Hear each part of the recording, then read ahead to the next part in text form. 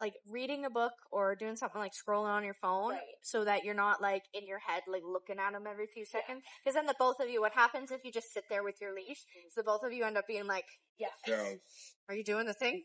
And he's like, are you giving me the food? And so if you just like this and you're reading and you're doing your own thing, and eventually he'll start to go, okay, she's not paying any attention to me. My job is to lay down right here, and that's it. And so once he starts to really get this concept, what we can start to do is we can start to do things like ask him to lay underneath the bench, under your leg, so that if anybody's coming out, well, he's right there, and he's in an actual positioned cue. And then he's not going to pop up and act reactive within that. But we have to get to the root of it first, right? Which is, I don't know how to settle long enough to do a cue that would require me to sit still for a long time, right? Like, this is much better. See how we went through that extinction, and then he relaxed, and now he's going to go through a little bit of it, and then he's going to relax again. He's going to try and bug you. You probably try and bug me and Eric a little bit, and then he'll go back into that relax. So I would tell him, no. Yep. You can use a little bit of spatial if you need to. Yeah.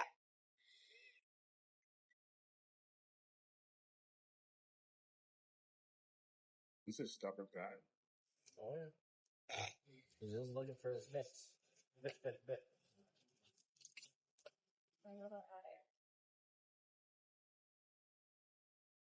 It's hard because when they're doing this, we want to tell them to do something else, right? We want to tell them what to do.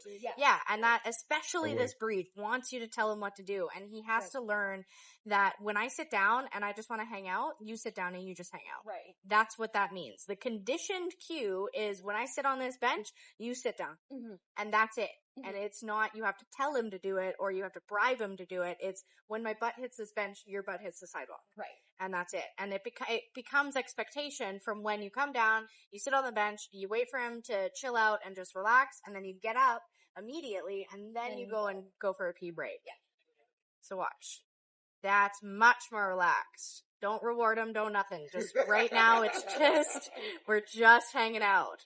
Clear communication. Very good for me. Yes. Excellent. Yeah, we kind of, he was coaching basketball every Tuesday, like when we had class. And so it was like, well, crap. Like, here we are. But like every Tuesday, Thursday was his That's basketball. okay. And well, I think the worst for me was like I would finish school. Yeah. Practice wouldn't start till 8. Yeah. So then, like, I would come home, we would have a walk, we would chill out. Yeah. She would do whatever she needed. Yeah. And then she's like, okay, well, I'm going for training. And I'm like, see you in the morning. Yeah. Oh, that sucks. Yeah. So it's been, we're like just settling into now, like summer break now for the two of us for 2 months. It's like, okay, now we can like really, lean into Summer. Yeah. Like, I have to learn how to, like, she's like, okay, you just do one thing a day. Just relaxing. Just do one. Then neither of us can bother either. Either one thing. You can do whatever you want for the rest of the day. There you go. This is the dog that he copped off his Collar to over there. That's Asha. Yeah. Oh, you did very well with that. Yeah, I just don't do anything. We're observing. Yeah. To each other. Exactly. This existence is overboard. Yeah. For both people. Oh, yeah. So, a lot of times what happens is, so you saw the dog, and you thought about it, and then what happens is, unconsciously, you are most likely getting tighter on the leash. Yeah. And so, Landon's not even touching the leash right now. Yeah. It's just around his arm, and he stayed the exact same the entire time, because at no point in time have you communicated to him that this is a threat. Right. He's communicated to that dog, he doesn't want him to come over here. He gave him a bit of whale eye, and he turned away, and he kind of was like, don't come over here. That's what that look was. But that's canine communication. Right. We're like, I think a minute, 2 minutes away from him just relaxing. Yeah. And just settling into that down.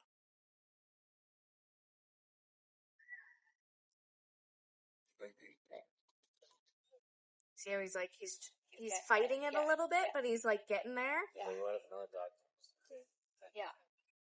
But if we distract and we take a food out and we go, don't look at that dog and don't look at the thing, then it turns this entire session into an obedience session and not a relaxing And that's session. totally what I Makes so much do. sense. If we... We've lived in the moment with the treats. Tell him to sit. Tell him sit. Sit. Give him a little bit of reminder with the collar. Good. Sit. Yeah. Now don't reward him until these ladies are passed. Okay. And again, that is just an expectation. I know you know how to sit. Mm-hmm. I know you know how to let people pass us. Yes. So just do that. Yes. Now you can have the food because you did that, and it kind of has nothing to do with the immediateness of them coming out. It has to do with, you did it, and they're all the way gone. Right. So the harder part was doing the entirety of the thing, and not just, I saw them and I distracted you. Does that make sense? Yeah. Because especially with at least me, yeah. The moment we I know that the tensing part, unconsciously us tensing, just because that's what humans do. Yeah. Right. We're nervous and we get tense. We want to to think course, closer. the moment that happens is of course, unconsciously we're tensing and we're going for a treat. So he knows, hey, now I'm on alert. What am I getting a treat for? Yeah. And then he's like, well, I want the treat. I don't want you to get the treat. Yeah. Exactly. And he's I'm gonna hurt you now. Yeah. And I definitely will walk out. I do the check to see because the lab usually is right over in that corner on the grass is where they often go to. They're also doing a lot of training with their dog too. And so now they've started to venture out to the park over there. And when we pass by the park, he's usually okay. But again, it's kind of right in this area typically is where he and so for me, I walk out and if I instantly go for a treat, get it in my hand and then I'm okay, so, and he comes right to me, but it's because you've got food it's in the your food hand. there. Yeah. We want to start rewarding after we've introduced some trust. Right. So I want you to see if it's going to work out the way you wanted it to work out and then reward because it worked out. Right. Not get the food to make it work out. Right. So that's kind of where you're stuck right now is grab the food to make it work. Yes. And I want you to introduce some trust. And if it doesn't work, that's why we have corrections, right? That's why we say, no, you can't do this. Mm-hmm. And then we back it up. This is a full relax. See how he just relaxed into Landon's leg? He's not looking at him anymore. He's taken in his environment. This is a relaxed pant. This is soft eyes. So around a little bit. Don't reward him. Don't. The reward is relaxing. Okay. The reward is just being here. Face. As soon as you did that, he's hello. not relaxed anymore, right? And so doing nothing shouldn't involve a lot of food. It should involve a lot of food when you're initially teaching the dog, stay here, right? But he knows that now, and now we have to apply it to other contexts, other places, new locations, and we do that by, again, the food comes out when it's really difficult, or he's done something we know previously was difficult for him, and now he's successfully doing. Like people walking by, getting all the way down the stairs. He wasn't alert. He didn't get up. You didn't have to correct anything. Right. Okay, now you can have some food because that was really great. Right. But having him just be like, oh, there's people coming out. Okay, look at the food. He's just going to be like, people come and I get aroused. Yeah. People come and I get aroused. Right. And then that's why he barked at Eric because he was like, well, people equal food. Yeah. And now the food's not happening, so give me the food. Right. And that creates a lot of frustration. And people that feed you. Right. People I don't like and people that feed you. Right. That's the two categories. And so once he looks like this is a great opportunity to go take him for a pee. Don't do that, Landon, right now. But this is what I'm looking for when you're on your pee breaks. Is this kind of relaxation. Not a... and you said before and after. Yes. So we come out here before, he has to be like this before we go pee. Yeah, I'd rather you do this in a walk. Like if you're like, hey, I have an hour for a walk. Right. If he can't relax here, he can't go for a walk. Okay. He's no longer allowed to have the privilege of going around the block and rushing through arousal because right now doors mean rush through and get to what I want. Right. And that includes if I want to rush out the door and go bite this person I don't want around my house, right?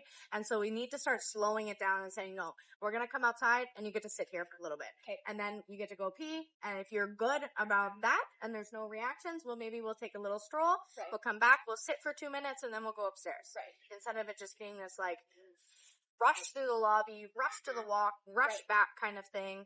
And I've got my food and I'm feeding you the whole time and we're just going to get your dinner session out or whatever it is, right? And so what I want is to really slow everything down for you guys. Take the food down a notch because he doesn't need that much food. And yeah, just make sure that we're really just sort of honing in on his expectations of life is what we're looking for here. And that peace comes from the relationship and not so much from the food, right? Or praise or toys or anything. It just comes from, this is what I want from you, and this is how we're going to do that. That's where, like, your walking drills, they're conditioned now. They don't need food for when you do them now. So this only actually took 10 minutes. So that's not bad at all. I know for me, I haven't done this in a little while, and so I was kind of like, oh my gosh, is it like been a half an hour? Yeah. And I looked down, and the first time I thought that, it was actually only 6 minutes.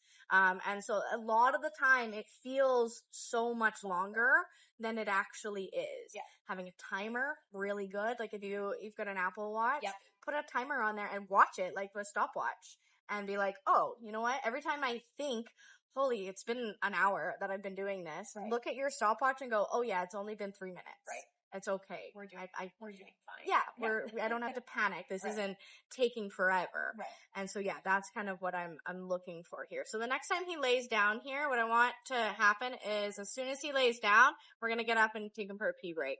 Great. So there's a line with the doing nothing. And so that 10-minute mark was probably just about where his maximum was. He relaxed, and I noticed, and we should have taken him, but I missed that because I was wanting to talk about a couple extra things, but that's okay.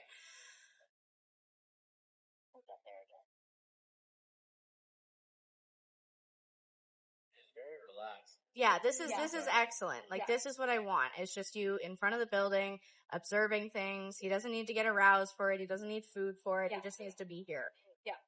Yeah, another thing on that note, and I say this to a lot of people, Aussies are phenomenal at ending relaxed motivation. So convincing, but they are literally just waiting for a pin to drop.